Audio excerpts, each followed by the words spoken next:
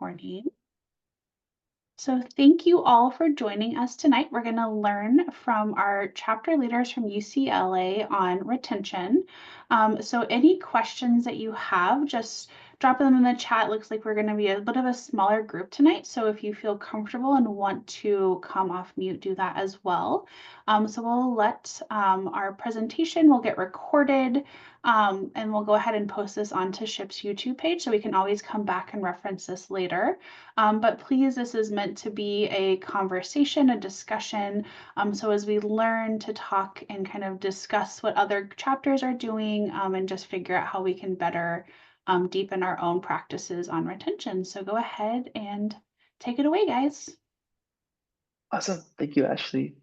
So we'll go ahead and start introducing ourselves. My name is Emmanuel Zavalza. I am the second time president now at UCLA. And I'll let Eric introduce himself now. Hey, I'm Eric Rosas, and I'm this year's activities director. Yeah. So we created this presentation on retention. In this first slide, I have our first GM. So we bring a lot of people so we know how to keep people and keep them entertained. So with that, I'll let Eric start us off. So yeah, I guess something that's super important is engaging our new members, like right away. I feel like last year Emmanuel can talk about it a little later, but we struggled definitely very early on getting hold of the first years. But this year what we did was right away, we just had a whole bunch of different events that were happening all at once in those first like week 1, week 0, just to make sure that people had like met people, they knew what was going on with our club. I think something else that helped out a lot was that whenever we would plan events, we would not rely, but we would kind of ask our general members, hey, can you host this? Can you do this? And it kind of gave them a sense of responsibility that ended up helping out a lot. So that helped like maintain returning members. That's what made our returning members a lot more active. And we definitely saw them stay on throughout this year compared to last year. But yeah. I also want to add on that with the first impression, like your goal is to make the members become friends amongst themselves, as well as to then form the relationship between them and SHPE itself. So it's super, super important.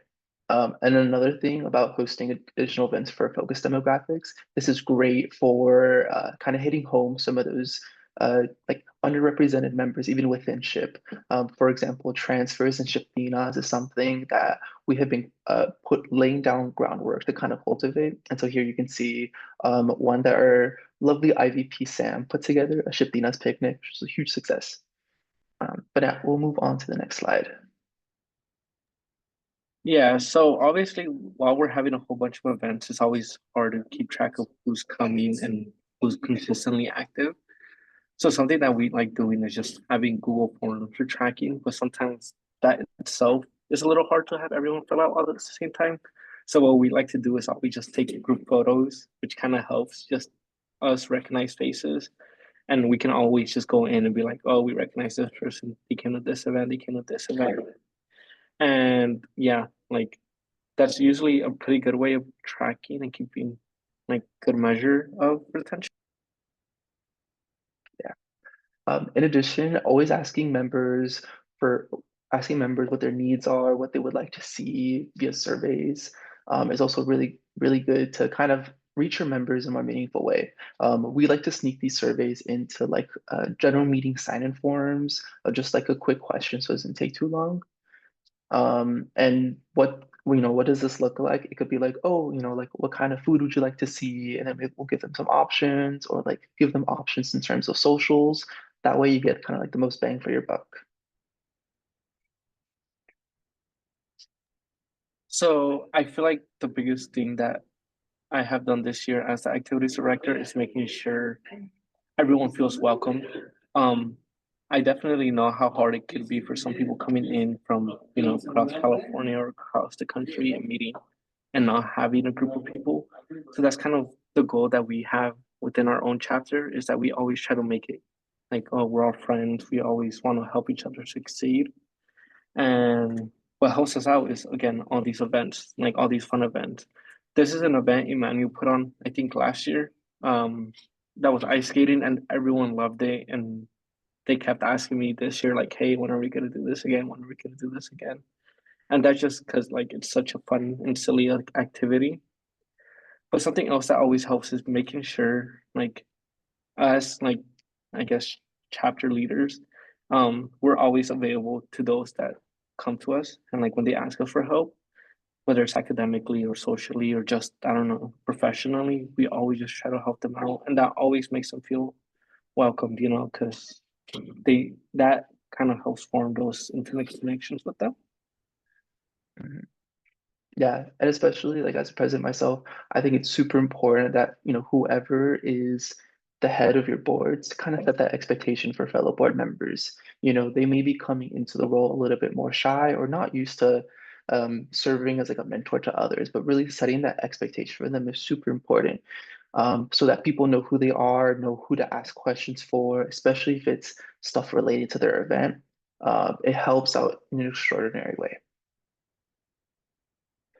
Now, moving on to promoting leadership opportunities, like Eric mentioned before, giving them the sense of responsibility really retains them and keeps them engaged since they have a feeling of like, oh, I'm giving back. Um, one specific instance is mentorship. So we like to create familias, and so this can be groups of 2 to 3 upperclassmen as well as like three or more underclassmen. And so that right there forms a connection between people who have the knowledge and want to give back, as well as underclassmen who are there to ask questions. And it can be anything about like their major, career-wise, because these familias, they're usually formed on the base of similar major career interests. So it kind of really cements that. Another example where we promote leadership opportunities is through internships. So we offer a program for first years to shadow board members. And so we'll ask our board members like, oh, how many interns would you like to recruit this year? And then they'll give us a number and we'll put out applications for each position. And then from there, first years can apply, be like, oh, I want to be an intern for the president or for the activities director. And so then we recruit them in, and the expectation that they come in is that interns can put in as much or as little work as they'd like. The whole point of this is just to get a taste of what leadership is at the university level and especially within SHIP. Um, th this expectation removes all of the fear of like, oh, I don't know if I can commit all the way. I don't know, all these questions of I don't know, because, it's a fact. Their first years, they don't know what it's like. And so this is just a taste. And in the event that they like it, they're like, I can handle this, it fits well in my schedule, then they have the opportunity to stay there throughout the entire year. And this places them at an incredible position once nominations and elections come around to take on that role from all they've learned throughout the whole school year. And then lastly, general committees for big events. So this is especially important if you guys put on uh, outreach or like conferences. Recruiting leads from general membership is a great way of involving them for kind of like a short-term commitment on a specific project. You can have one big head who delegates to the respective leads to handle a specific role within a program. And so all these are super, super good. Do you have anything to add, Eric? Yeah, I want to just add on to that, like especially the general committees for big events. Outreach is something very important within our own chapter. I think we usually end up targeting hundreds of students within the general LA area. And I know what each of those, the people in charge of those events do is they ask like general members, hey, you want to lead this workshop? You want to lead this presentation? And just little stuff like that makes them feel involved, makes them feel included, and it makes them want to be like more active and they want to get more involved within our club. And those people usually end up running for our board positions as well. Mhm. Agreed. Agreed. Okay, moving on to communication. So this is really the backbone to a lot of the retention and just making sure people are aware of what happens. As chapter leaders, it's in your best interest to find which platform works best with your chapter. So you can use surveys, metrics to find out what is most effective. It can look like, oh, how often would you check this social media platform on a scale of 1 to 10, anything like that. And here are some options: Slack, Teams, WhatsApp, Instagram, newsletters, whatnot. For us personally, we use Slack as like our main general forum, and then we like to use Instagram for advertising up and coming events as well as putting photos of past events.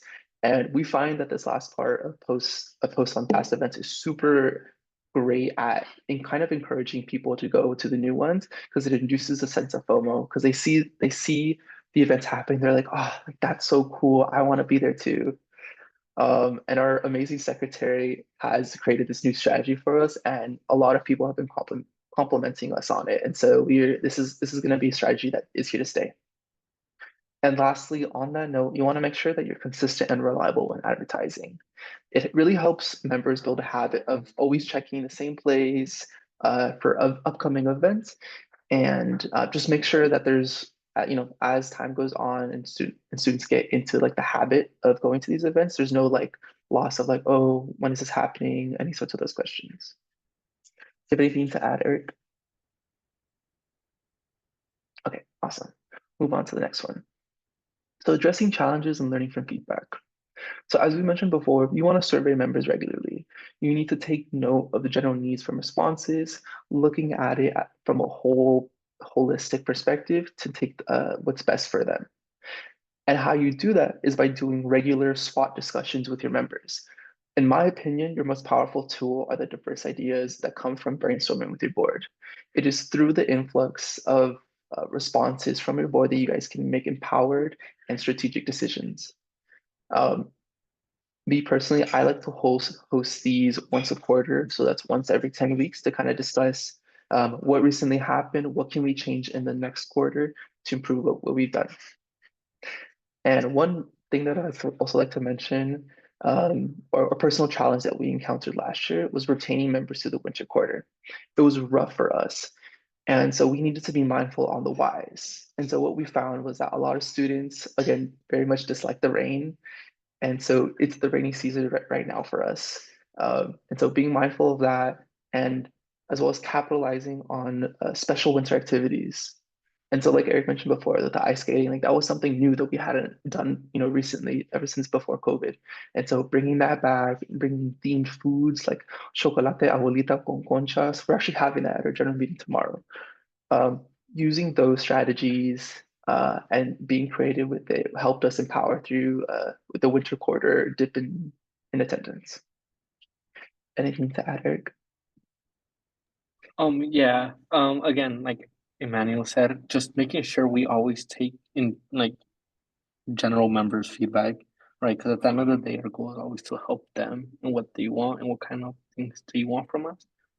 And like one example is like for a lot of the events I planned out last quarter, it was just a general reflection of what everyone had asked me, and I was like, you know what, these are pretty low effort, let's do it, and it seemed to have pretty good like effect. I feel like we were able to maintain a lot of members because of those events that were directly asked by the general members. Mhm. Agreed, agreed. And that's our last one, leveraging ship resources. So some things you guys can take advantage of is your regional team. They're great at connecting you with other chapters to give you ideas. And if you are planning any sort of like regional activities, it may be in their interest as well to fund it, to make it more impactful to other students, as well as expanding its capabilities.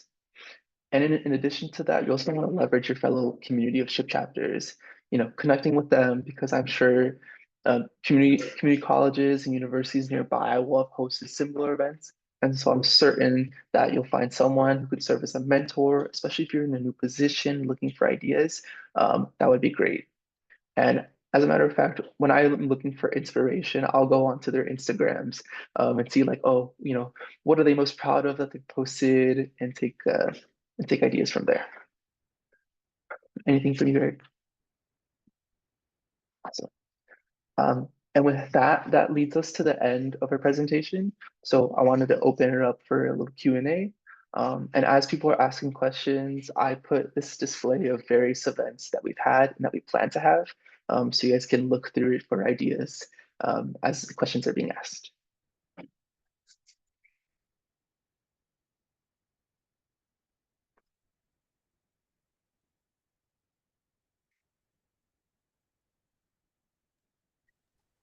So one question I have, so I love that you guys, this was so comprehensive.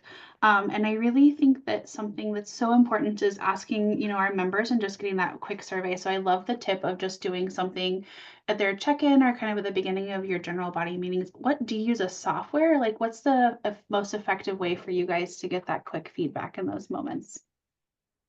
We like to keep it simple, so we just use a Google form. Um, after students enter their like contact information, their names, it's just a simple question of like, do you like this or do you not? What would you like to see? Any sort of thing like that. Do you ever do like more in-depth feedback sessions, or is it always kind of that quick hitting feedback that you get? So we've tried in-depth feedback forms. However, we find that if we don't offer some sort of like incentive, like the Amazon gift card, that we have very low response rates. And so we find that keeping them short and like very concise on like what we really want, we have the most responses as a result, the most effective. Awesome. What's the most surprising thing you guys have found out in your surveys? Hmm. This is from a while ago, but one of the most surprising things I did was when I was still serving as secretary, and I had asked what was people's favorite modes of communication. And it was a stark amount of people who strongly preferred the Instagram over things like Slack or newsletter for presenting events. Because I in the back of my mind, I had thought that Instagram was more of like, social media just for fun, but people use it for like details and stuff like that. So that was like a big like, whoa. And as a result of that, then we began changing how we did programming on there. Awesome. That's really helpful. I have a million questions, but I want other people to ask too, in case they have any. Um, I have a question for you. Just to add on to the whole survey, the way that you have found to do surveys within your chapters, how you, and in your words, sneak them in. That was I think is very clever. Like I think sometimes, what Ashley was asking, if you have the opportunity to do a more in-depth, survey once in a while, not too often, obviously, that's powerful because you'll be able to get I think a better picture at one point, right? Instead of having these pieces that you kind of have to put together. But again, you have found what works for your chapter, and I think that's really great. You mentioned that one of the things that you encourage your board members, and one of the things that you instill on your boards and your board members, is to make sure that they are there for the membership, and serve as that connector, right, to the chapter. And you mentioned that, based on personality, some may be more willing to put themselves out there than others. How do you ensure that every board member is assisting in that manner with general membership? Yes. So one of the ways that we do that is whenever we have general meetings, I actually like to place all of the board members within the crowd. So it doesn't just seem like, oh, leadership's, so far away, and then the membership is on the other side of the classroom. It's kind of like a symbolic form showing like we're also with you, just another member as well. Just we do, X, Y, Z thing else. So that's one way. But another way is through kind of like empowering sessions that we go through whenever we have transition retreats. It's kind of like a lot of encouragement as well as working with the board members. And one way I especially do that is through like quarterly one-on-ones with each of the board members, kind of just to check in with them, ask them how things are going. And then if anything like this comes about, I'll also ask them about like, hey, like, have you considered X, Y, and Z?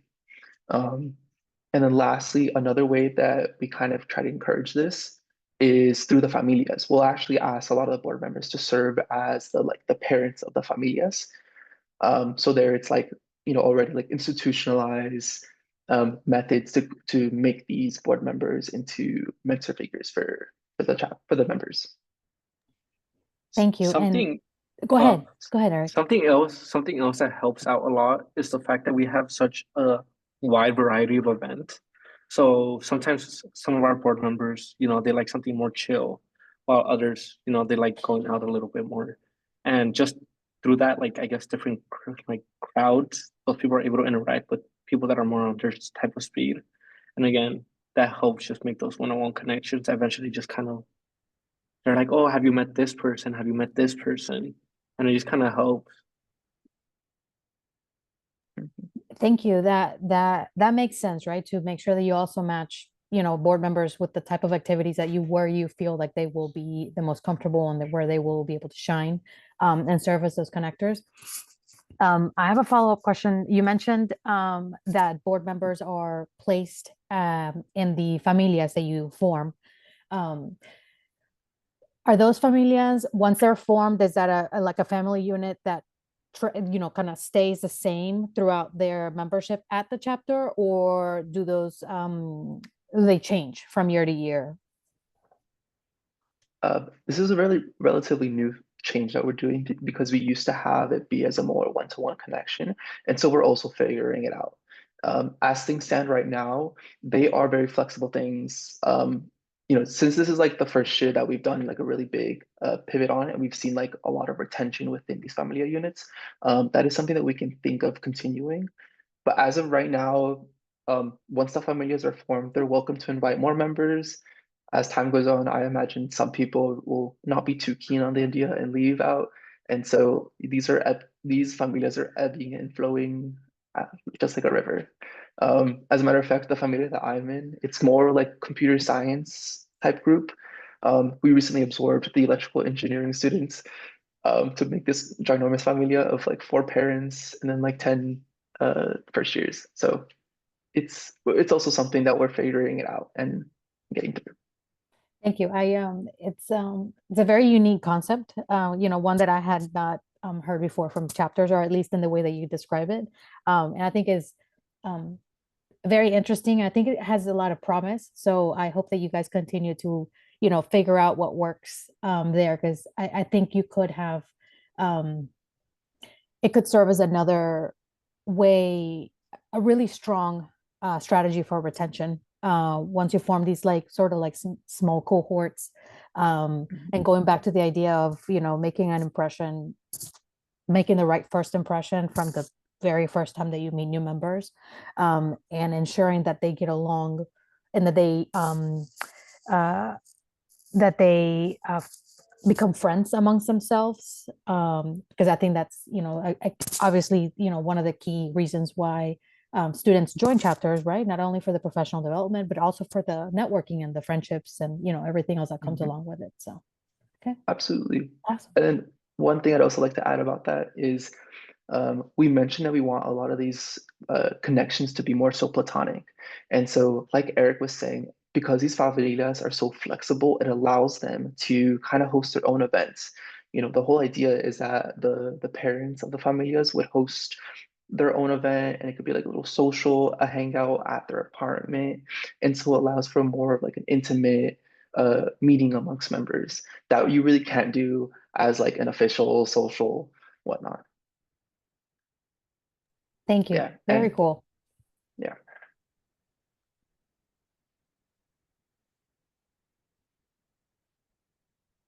I don't know if we have any more questions for Manuel and Eric.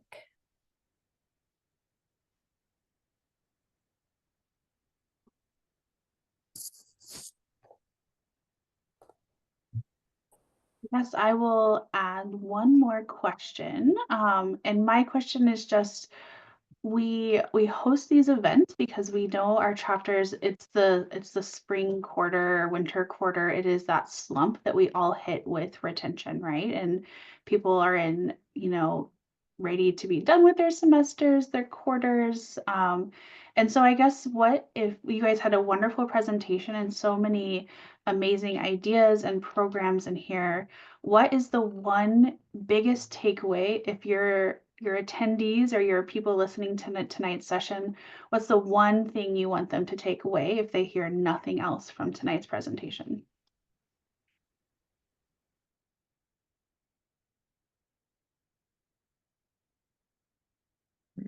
Eric, would you like to go first?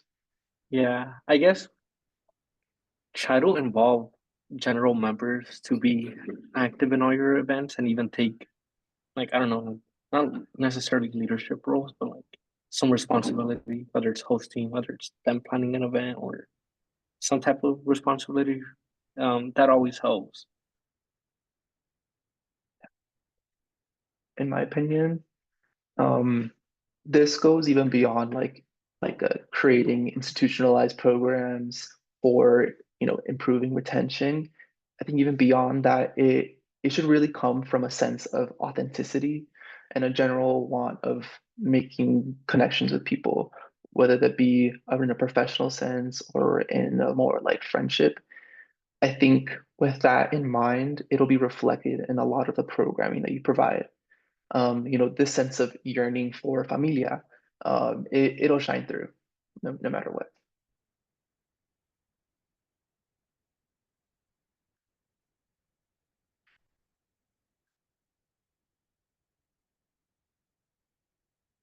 Yeah. Any last questions?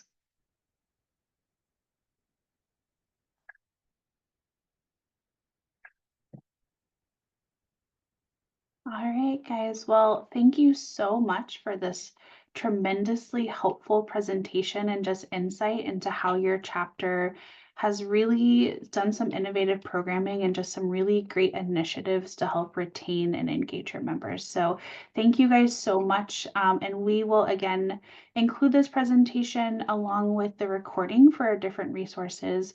And if you guys have any questions, the chapter is happy to you can reach out to them at a later time as well. So thank you for joining us this evening, everybody. Yeah. Thank you. Thank Thank you you. for having us.